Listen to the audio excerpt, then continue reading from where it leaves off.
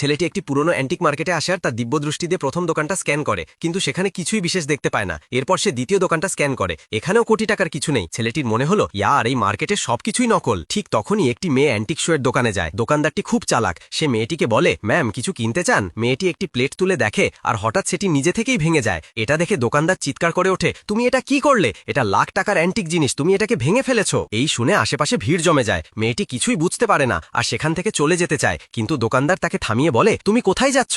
আগে ক্ষতিপূরণ দাও। এমন সময় ছেলেটি সেখানে এসে একজনকে জিজ্ঞেস করে, ভাই সাহেব এখানে কি হচ্ছে? লোকটি বলে, ইয়ার এটা তো এই দোকানদারের প্রতিদিনের কাজ, ভাঙা জিনিস ফেভিকুইক দিয়ে জুড়ে দিয়ে লোকজনকে বোকা বানায়। এটা শুনেই ছেলেটি তার দিব্য দৃষ্টি দিয়ে প্লেটটা স্ক্যান করে আর জানতে পারে যে লক্ষ টাকার প্লেটের আসল দাম মাত্র ৩০০ টাকা। সে ভাবে দোকানদারটা বড় চালাক। হঠাৎ তার দৃষ্টি একটি বাক্সের দিকে যায়, সেখানে একটি কড়া আছে যার দাম কয়েক কোটি টাকা। তখন ছেলেটি দোকানদারকে বোকা বানানোর জন্য প্লেটটার দিকে তাকিয়ে ইচ্ছে করে বলে, হ্যাঁ ভাই সাহেব আপনি ঠিকই বলছেন, এই প্লেটের দাম তো লাখ টাকায় হবে। দোকানদার ভাবে, ইয়ার এই ছেলেটিও বোকা হলো, ভালোই হলো, আমার সাপোর্ট করলো আর খুশি হয়ে বলে, হ্যাঁ এর দাম লাখ টাকায় হবে। কিন্তু মেয়েটি বলে, তোমরা আমাকে পাগল বানালে, এই প্লেট তো ১০০ টাকারও নয়। এটা শুনে দোকানদার রাগে পুলিশের কাছে ফোন করার ভান করে, কিন্তু পাশে দাঁড়ানো দোকানদার সাথীরা বলে, এটা ওকে বোকা বানাচ্ছে, ফোন করে মি।